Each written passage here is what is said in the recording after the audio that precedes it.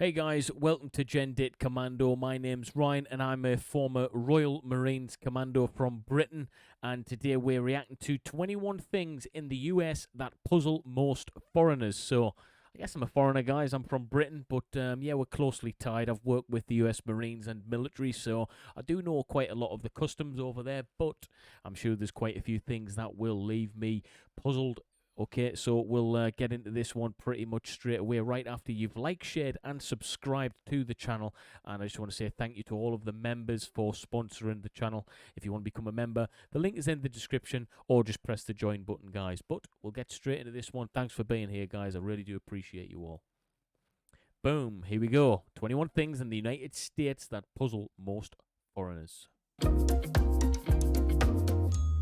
Well, you may have lived in the United States your whole life without realizing that something totally normal for you seems bizarre to people from other parts of the world.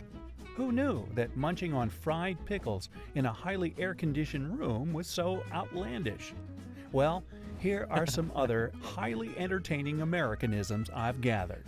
Yes. Let's count it down from number 21. Sales tax is a guessing game. When you go shopping in the U.S. and see a price tag that says $14.88, don't expect to pay $14.88 at the register. Really? Sales tax is not included in the price of an item. And since this tax can vary from state to state, figuring out your total can turn into the ultimate mental math challenge.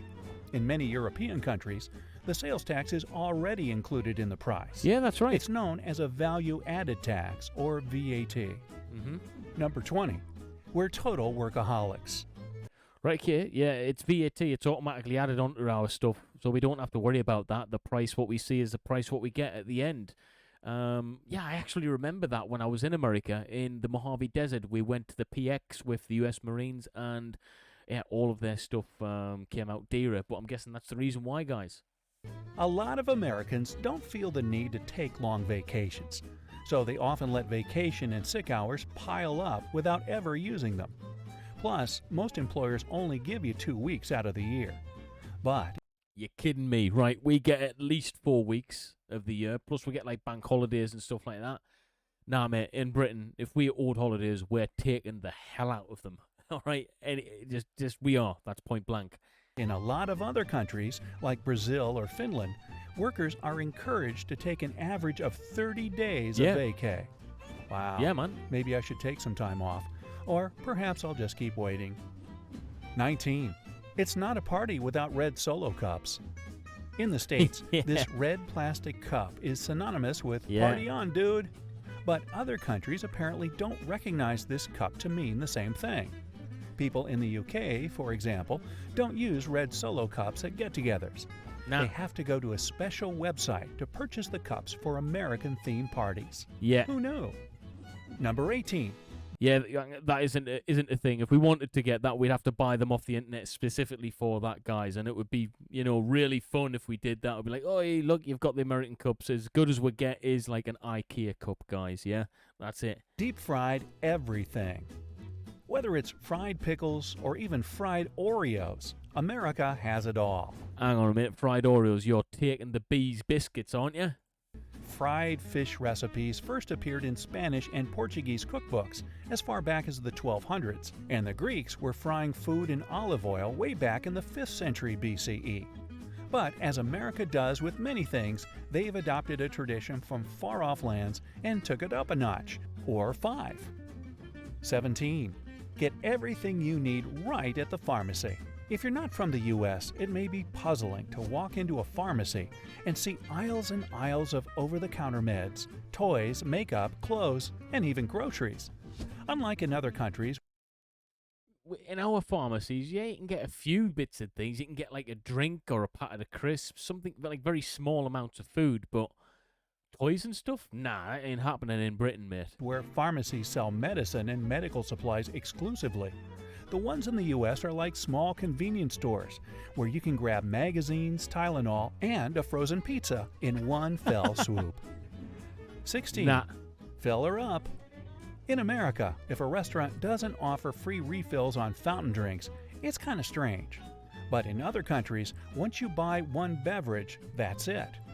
France banned refills on sugary sodas back in 2017 in order to combat the current obesity epidemic. But in the US, the idea of free refills is still alive and well.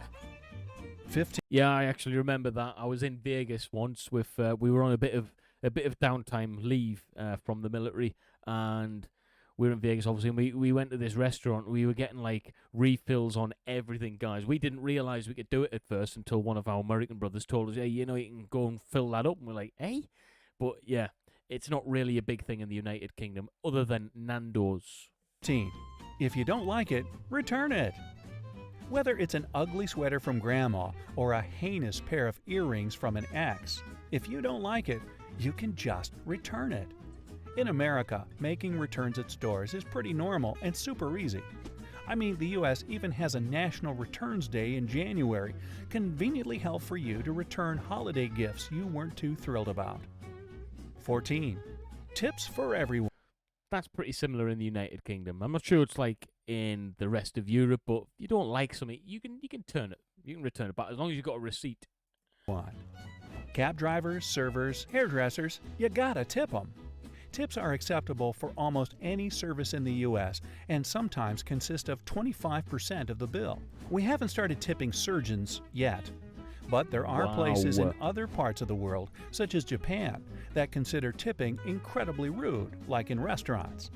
When you travel to different countries, it's important to learn their tipping etiquette so that you don't offend anyone. Yeah, United Kingdom, you don't tip. It just doesn't happen, guys. If you want to, you can. But yeah, I never tip in the United Kingdom. In America, yes. Some places around Europe, yes. UK, nah. 13. I'll take my coffee to go. With a Starbucks on every corner, it's very normal to see people toting around a coffee as they shop, commute to work, and whatever else at all times of the day.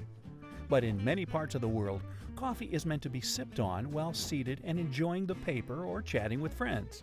Tugging your coffee along with you throughout the day might be due to the fact that the cups are huge and take longer to drink. Who's got that kind of time to be sitting in a cafe for hours? Sounds like fun to me. Right, that's not that. That doesn't puzzle me. We do that in the United Kingdom as well. We drink gallons of coffee. Yeah, that's pretty normal. Number 12. The land of ice-cold drinks. Now, speaking of drinks, if it's not a hot coffee or cocoa, then it's probably got ice in it. Tea, coffee, lemonade, soda, water. Americans like it on the rocks. If you go elsewhere in the world, odds are you'll be sipping your soda at room temperature, or maybe slightly refrigerated if you don't specifically ask for ice. Nah, in the United Kingdom, it's iced. Simple as that, guys, unless you request not to have it iced. But yeah, even around Europe as well, I didn't notice that. Everywhere I've been in Europe, you know, it's pretty much been in a refrigerator, so that doesn't puzzle me either. Number 11. Keeping the AC on at all times. Americans must have an aversion to being hot. In many parts of Europe, people simply don't use air conditioning as much as they do in the States. Here, it's expected to always have the AC blaring, and a lot of visitors find it pretty strange and quite chilly. But come on, it makes sense. If you're cold, you can layer up. If you're hot, all you can do is suffer and complain about it. That's true. Number 10. So, it puzzles me a little bit because in the United Kingdom, we just don't have air conditioning, guys. If you see an air conditioning unit, it'll probably be in a hotel, but in homes and stuff, nah. If anything, we've got heating systems and we've got the heating on all the time, if anything, so. Looking at dollars is a snooze fest. I remember going to Europe for the first time and thinking their banknotes looked like Monopoly money. And I guess a lot of countries have bills of different colors and sizes depending on the value, like Swedish krona and Russian rubles. But not in the US. It's all greenbacks, baby. Sure, 10s look a little yellowy, 50s are kind of pinkish, and Benjamins seem bluer than the others. Yeah. But still, US dollars definitely aren't as fun and rainbowy as other currencies. I never thought about that. Yeah, that does puzzle me a little bit. English money, we've got plastic money now, but it's probably going to be getting all cashless society very soon, digitalized, isn't it? So cash might be a very, very old thing very soon. Giving a thumbs up. In America, even little kids know a thumbs up means good job, way to go, or anything positive like that. But if you travel to Greece or the Middle East and give this common American gesture, you probably won't make too many friends. Hey, how about giving this video a thumbs up for the useful tip?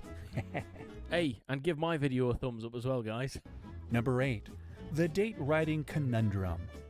So many visitors to the U.S. get really confused by the month, day, year thing, because most parts of the world write the day, then the month, then finally the year.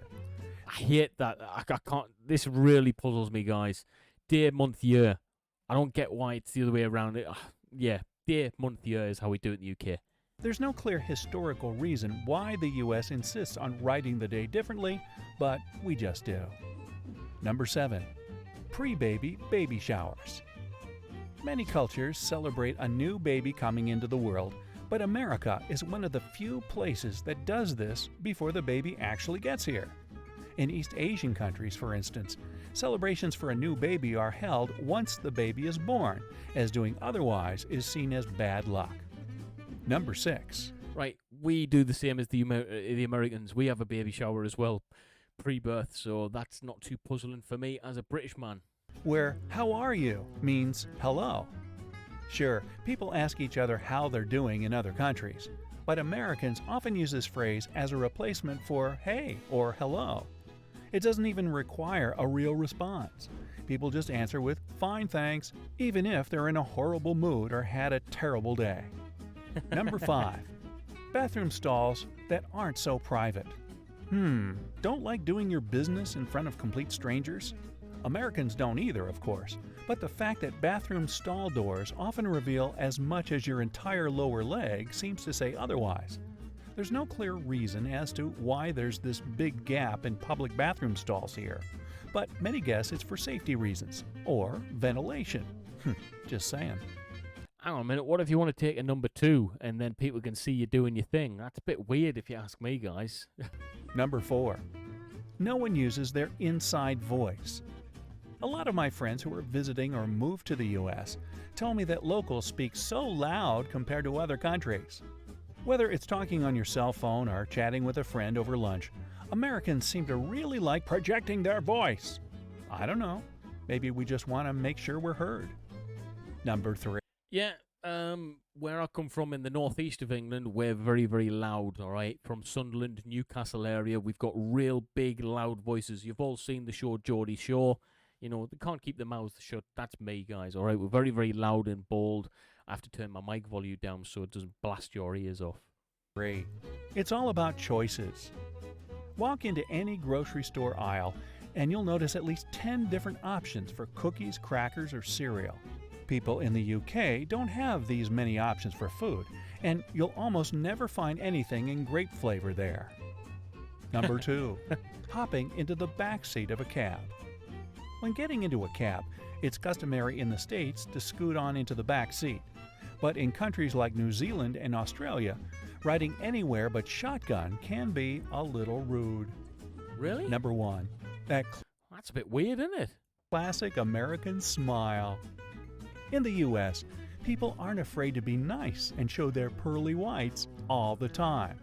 And according to a 2015 study at Brown University, because America has always been a very diverse country, it forced people to smile at each other more since they couldn't always communicate with language. That's just one more historical theory as to why Americans tend to smile more than people in other places do. Or maybe we're just, friendlier.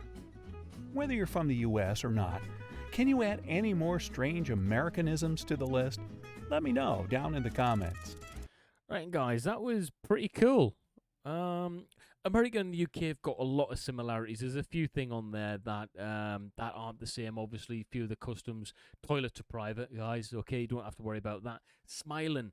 Now, it depends on where you're on the United Kingdom. The northeast is it's renowned for being very, very, very, very friendly. the southeast, London, is renowned for being the opposite. Okay, guys. Now I know it's quite controversial, but trust me, no one likes each other in London. They never smile at each other. You can't break into conversation with a random person on the train like you could in the northeast of England. If you want friendly people, come to the northeast. If you want, people who are not so friendly, then go to London. It's go in London. But yeah, guys, if you like this one, another American reaction, then please like, share, and subscribe to the video and to the channel. And I'll see you in the next one, guys. Cheers.